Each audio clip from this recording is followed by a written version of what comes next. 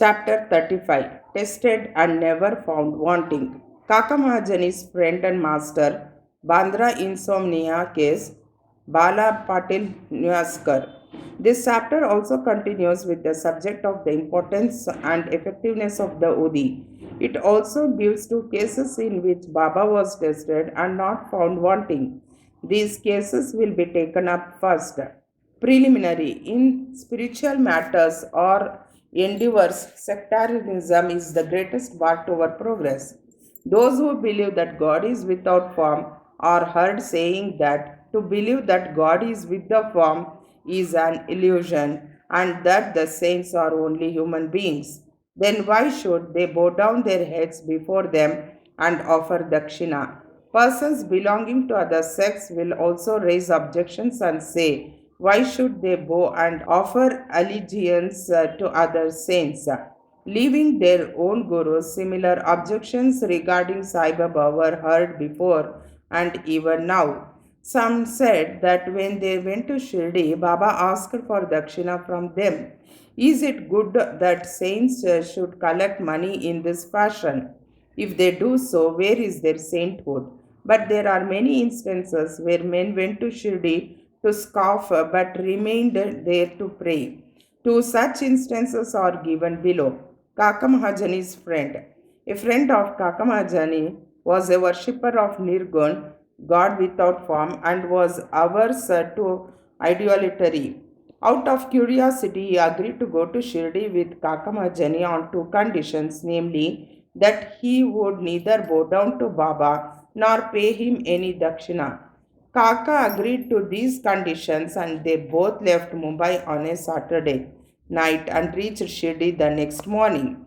As soon as they put their feet on the steps of the masjid, Baba looked at the friend from a little distance, addressed him in sweet words as follows.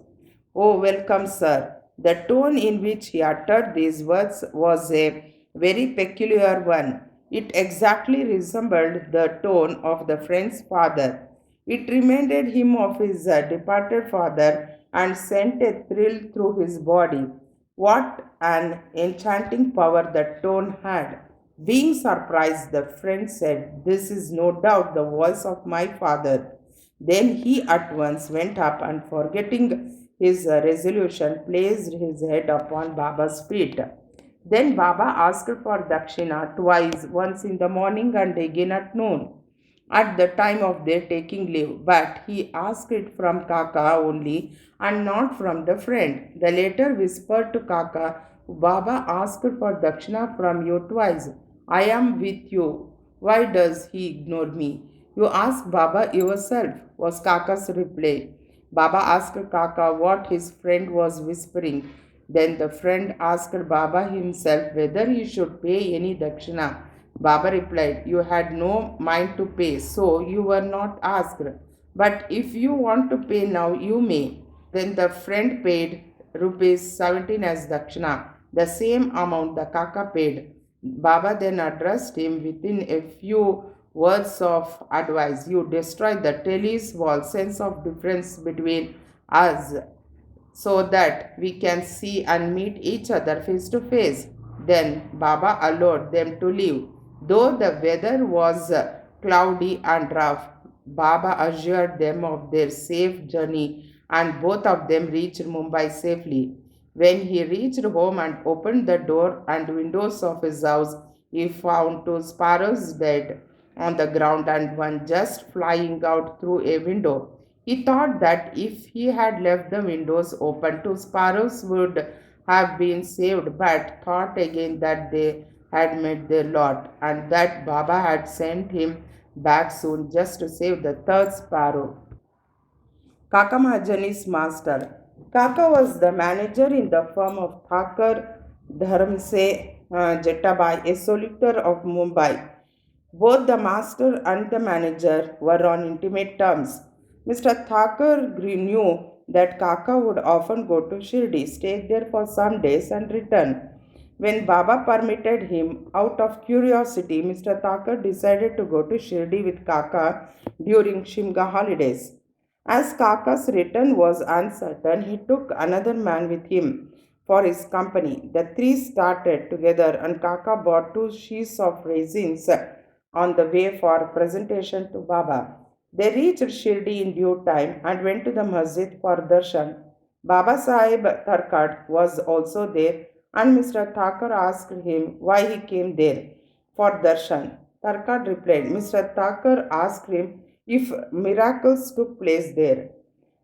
Tarkad replied that it was not the concern, the earnest intentions of the Bhaktas were satisfied there. Then Kaka prostrated himself before Baba and offered the raisins to him. Baba ordered them to be distributed. Mr. Thakur also got a few of them. He did not want to have the raisins, as he was advised by his doctor not to eat them without washing and cleaning them. So he was in a fix. He did not want to eat them, nor could he reject them. To keep up formalities, he put them into his mouth but did not know what to do with the seeds. He could not spit them out on the floor of the masjid, so he pocketed them against his wish. He then said in his mind that if Baba was a saint, how could he be ignorant of his dislike for the raisins? And how could he force them on him? When this thought arose in his mind, Baba again gave him some more raisins. He could not eat them but held them in his hand. Then Baba asked him to eat them up. He obeyed and found to his surprise that if they were all seedless, he wanted to see miracles, and here was one. He knew that Baba read his thought and, as per his wish, converted raisins into seedless grapes. What a wonderful power! Again, to test further, he asked Tarkad, who was sitting by and who also got some raisins, what kind of grapes you got? He replied, the variety with seeds. Mr. Thakur was still more surprised to hear this. Then he confirmed his faith. Further, Thakur thought in his mind that if Baba was a real saint, the raisins should be now given to Kaka first. Reading this thought also, Baba ordered that distribution should be commenced from Kaka. These proofs were sufficient for Thakur. Then Shama introduced Mr. Thakur as the master of Kaka, upon which Baba said, how could he be his master? He has got a different master altogether. Kaka appreciated this reply. After forgetting his resolve, Thakur saluted Baba and returned to the Wada. After the noon arti was over, they all went to the masjid for taking Baba's leave for their departure. Shama spoke for them. Baba then spoke as follows. There was a fickle-minded gentleman. He had health and wealth, and was free from both physical and mental afflictions. But he took on needless anxieties and burdens and wandered hither and thither, thus losing his peace of mind. Sometimes he dropped the burdens and at other times carried them again. His mind knew no steadiness. On seeing his state, I took pity on him and said, now keep your faith on one place you like. Why roam like this? Thakur at once understood that this was an exact description of himself. He wished that Kaka should also return with him, but no one expected that Kaka would be allowed to leave Shirdi so soon. Baba read this thought also and permitted Kaka to return with his master. Then Baba asked Kaka for 15 rupees as dakshina and received it. He said, if I take 1 rupee as dakshina from anybody, I have to return tenfold to him. I never take anything gratis. I never ask anyone indiscriminately. I only ask and take from him, whom the fakir points out. If anyone is indebted formally to the fakir, dakshina is received from him. The donor gives, that is, sows his seeds only to reap a rich harvest in future. Wealth should be the means to work out dharma. If it is used for personal enjoyment, it is wasted. Unless you have given it before, you do not get it now. So, the best way to receive is to give. The giving of dakshina advances vairagya and thereby bhakti and dhyan. Give one and receive tenfold. On hearing these words, Mr. Thakur himself gave 15 rupees on Baba's hand, forgetting his earlier resolve not to do so. He thought that it was good that he came to Shirdi, as all his doubts were solved and he learned so much. Baba's skill in handling such cases was unique. Though he conducted all that, he was totally non attached to them. Whether anybody saluted him or not, or whether anybody gave him dakshina or not, all was same to him. He felt no pleasure if he was worshipped and felt no pain if he was disregarded. He had transcended the pace of opposites, namely pleasure and pain, etc. Insomnia case. A Kayastha Prabhu, gentleman of Bandra, suffered from insomnia for long. As soon as he lay down for sleep, his departed father appeared to him in his dream, abused and scolded him severely. This disturbed his sleep and made him restless the whole night. Every night this went on, and the man did not know what to do. One day he consulted a devotee of Baba in this respect. He recommended the Udi as the only infallible remedy to he knew. He gave him some of the Udi and asked him to apply a little on his forehead before going to bed and keep the Udi packet under his pillow. He tried this remedy and found to his great surprise and joy that he had a sound sleep and there was no disturbance of any kind. He continued the remedy and always remembered Sai. Then he got a picture of Sai Baba which he hung on the wall near his pillow and started worshipping it daily. On Thursdays offered a garland, Nevedya, etc. Then he got well and forgot his trouble altogether. Balaji Patil Niveskar. This man was a great devotee of Baba.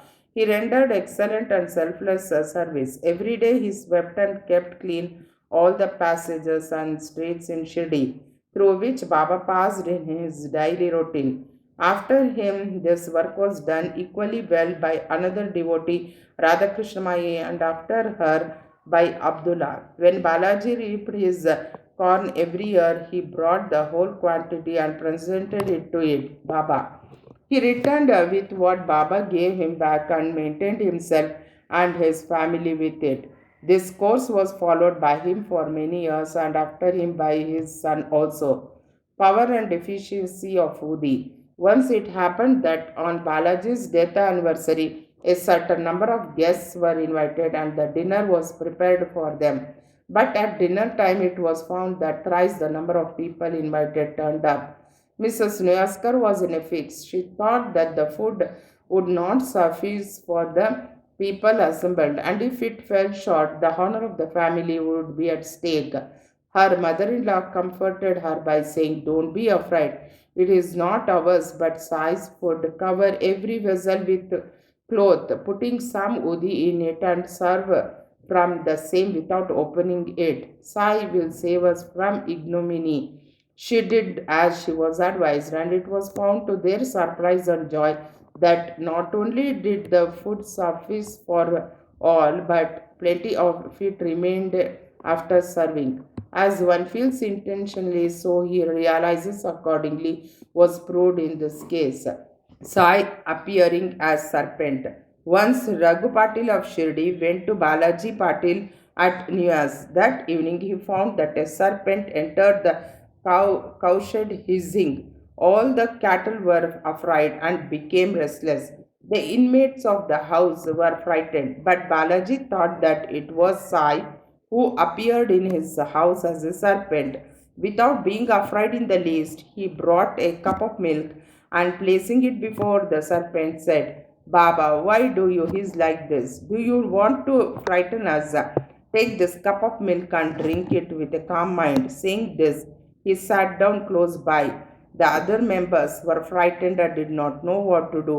In a short time, the serpent disappeared of its own and nobody knew where it went. It was not found, though a thorough search was made in the cowshed. Balaji had two wives and some children. They sometimes went to Shirdi from Niyas for taking Baba's darshan. Then Baba bought saris and other clothes which were given to them with his blessings. Go to Sri Sai. Peace be to all.